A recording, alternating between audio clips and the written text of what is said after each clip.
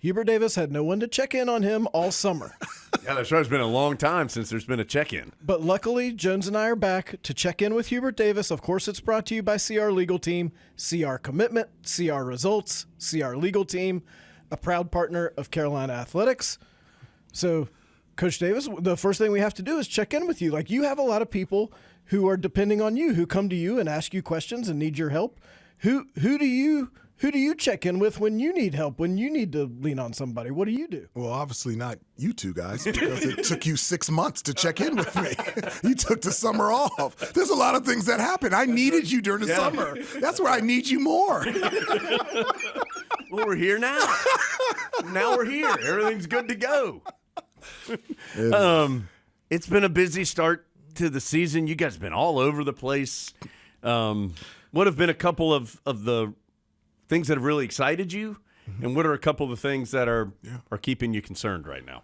Yeah, I mean, the thing that excites me is just the makeup of this team. The chemistry, how they get along. They enjoy obviously playing together, but they enjoy spending time together off the court. It's just been great chemistry of this group from the start. And so when you have 10 new guys, you wonder how quickly, that type of chemistry could gel, and it was just instantly this group just gets along. And so they enjoy being around each other. And I just think the talent from top to bottom in terms of the depth is real. Like, we have great athleticism, especially on our wings. It allows us to be really fast, athletic, I think on both ends of the floor. And I like the desire, like there's a lot of newness, you've got Seth and Jay Wash playing bigger roles, Elliott in his sophomore year, RJ back. Then you've got 3 freshmen that have a desire and a burning desire to be really good. And then you got the 3 transfers. And so a sense of urgency amongst the guys is there. I would say the things that we've got to continue to work on is, one, I've said the success of this team is going to be tied to 3 things. 1's defense, 2, rebounding, and 3, taking care of the basketball. Now, taking care of the basketball, we've done that. I think we're 4th in the country. We were 1 last week. We're 4th in the country in terms of fewest turnovers committed. But the 2 areas that we need improvement now is defensively and rebounding the basketball. And so our success as a team is really tied to those 2 things. Screening and the moving screen seems to be a constantly evolving thing in the game of basketball. We've seen the Tar Heels get called for some moving screens. Yeah. We've seen the other teams maybe not get called for some moving screens. Yeah. What do you need your guys who are setting those screens to do more effectively, I guess, in order to set those and to help your guards? Well, I think a number of things. Number one, understanding how important screening is. Like, that's a huge role. Scoring the basketball is one of many ways that you can be a huge benefit out there on the floor. And, sacrificing it to being able to get your teammate open, like, that's an important role. Not the only role, but that's an important role. And there's a lot of minutes for guys that are going to go out there and that are going to screen. The other thing is, and I actually talked to the team through this in practice, like, you have to screen the guy. Like, you can't go to a spot and expect the defender to run into you. You have to actually be forthcoming and aggressive. You have to go to the guy, to the player, the defender, in order to set the screen. It has to be intentional. And then, one of the things that we've struggled with that, but we also need to get better on patience coming off the screen. Our wing players are so aggressive being able to come off. They'll come off too soon, and then it puts our bigs in situations where they could get offensive foul trying to set a screen. If you had to have one guy set a screen for Hubert Davis to shoot Ty. a jump shot. Oh, I meant all time, but on this team, Ty? Oh, yeah. Yeah. Tyshawn Claude, I get wide open. He's great. He's an older player, very physical, understands how to set screens. He's done it throughout his entire career. So if you want to get open, he's the one to get you open. I think something maybe people have learned about you, if they didn't know about you beforehand, it's like, how would they? Because they didn't check in. Yeah, for that's 6 right. They're checking in. Is how much this means to you and how badly Like, you're invested. Like, you want to win. You want to win for your team, your guys. You want to win for Carolina. Like, I think people have learned how important it is to you. It is very important. Oh, go ahead. No, it is. I mean, but it's not for me. It's for them. Like, I've already done it. I've already been here. I've already experienced it. Like, the burning desire is for them to see and experience the things that I've been able to see and experience. I mean, I've been able to everything. Like, I want them to get this. I want them at 54 years old to be able to have a smile on their face on the relationships and the experiences that they had here. And so, like, I'm not gonna pull back at all as a coach in demanding them to be the best that they can be.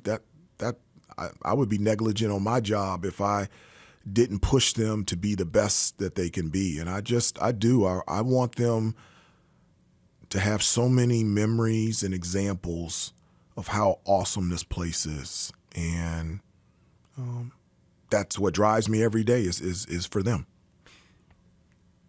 Your guys obviously want to win. Like, they want to win the games that they're playing. Yeah. Is there a way for you to get that level of desire and passion to them? I mean, and I'm assuming that's part of what you're trying to do as a coach. I don't know. You know, they're great kids, but this is a different generation. You know, when we grew up, playing pickup, like, if you lost, you had to go home because there was 30 guys around the outdoor court that was waiting to be next. Like, there was a sense of urgency. If you wanted to play, you better win. You know, there wasn't another time. In my personal life, with, obviously the death of my mom, like, that, not everything is guaranteed. Like, so you get an opportunity, like, make the most of it. And that just natural sense of urgency, let's get it done today because you might not have it tomorrow. Yeah. That's something that's just not naturally there for a lot of this generation. And trying to give them that. That sense of urgency, just to tap out and be your best. Whatever happens, happen. But at the end of the day, if you come home and you say, look, I told them in practice the other day, I said, every day I empty the tank. When I go to bed, I don't have any more in the tank. As a coach, as a husband, as a father, I have nothing left. And then at night, I refuel and I come back and I do it again. I was like, in your preparation, your practice, and your play, you should empty the tank every day. And they looked at me like, but I also tell them about job and responsibility. And none of the guys on the team have ever had a job. So I had to talk to them about it. I was like, your job and responsibility is irregardless. And you guys have families, like, you have to show up to work. It doesn't matter if you don't feel well or you're tired, or, like, your job is to show up every day and give your best. And they were like, Coach, we've never had a job. They don't understand, like, you got to show up. And not only do you have to show up, you got to be at your best. And they don't have an idea of that, even from that little standpoint of having a job. I mean, I did a paper route. I cut grass. I worked at a restaurant. Like, they've never had to be held accountable from somebody else and have to be on time and have to do things the right way, listen. It's very new to them. I've been wanting to get a shooter's perspective on this, but unfortunately the only people in here regularly are Jones and me, so not really going to happen then. But now you're here. No. I understand that the corner three is a few inches shorter, so that's one reason. Yeah. But why do some guys look so much more comfortable taking that shot in the corner than they do anywhere else? Why is that a better shot for so many guys? That's a great question. I have no idea. I maybe that's the shot that they practice the most and they feel more comfortable there. I mean, a three-pointer is a three-pointer. I've never been that way. People would say, it's really tough to shoot in the dome. I was like, why? Is the basket higher or shorter? No, it's just the same thing. Like, what about the depth perception? Like, I'm not looking at the depth perception. I'm looking at the basket. So, like, that's a great question. I mean, I know, a lot of offenses, guys are in the corner for spacing. But, I mean, to me, it's not a different shot at all. But, you're right. Some guys have more confidence being in that position, but I would probably say that they're in that position more times than not, and they just feel comfortable shooting it there. I like it when it goes in. So if it's corner, wing, top of the key, let's go. And a reminder, we're going to check in with Coach Davis. It's not every single week, but it's most weeks between now and the end of the season just because of the way the schedule falls. There are going to be a couple of weeks where he's not here, but for the most part, we will be chatting with him on a weekly basis and looking forward to it. Okay. Coach, last thing, at least from me before we let you go, you mentioned defense, and I know you've looked at and spoken about some of those numbers from Maui, opponents scoring almost 90 points. Michigan State had 50 points in the paint. What in your mind is the answer there for the long term? I understand that it's not necessarily, hey, starting today everything's going to change. But defensively, what in your mind long term can this team continue to do to get where you want it to be defensively? Well, I've told them that, as a team there has to be a full commitment that this is of utmost importance to us. And it's the same thing that I said to last year's team. And it took to Oklahoma. I don't think we were a very good defensive team. And then when we played Oklahoma, that's when we started to play really good defense. And from then on, we were one of the best in the country. And we've done all the drills. There has to be a will and a want to and a full commitment that this is important. This is very important to us. This ties to our success as a team and to me as a player individually. That's what it comes down to, that it's important. And the reason why I say that, because I can filter it through my career. I struggled defensively the first 2 years in the NBA. I was getting cooked. I was getting cooked so bad that when I went into the game, they were changing their play to go right at me. And starting the playoffs, my second year in the NBA, I was starting. And by the end of the playoffs, when we got to the NBA Finals, I was coming off the bench. And in the NBA Finals, I had 2 DNP coaches' decisions. So start the playoffs starting, in the playoffs coming off the bench, and not even getting in the game 2 times. And the reason being is Coach Riley couldn't trust me. My defense wasn't good enough. And I lost an opportunity to play in the NBA Finals for 2 games and lost minutes because I didn't take it as serious or important to get after it on the defensive end. And from that point of having to go through that experience, I made a change. I was like, this is not happening anymore.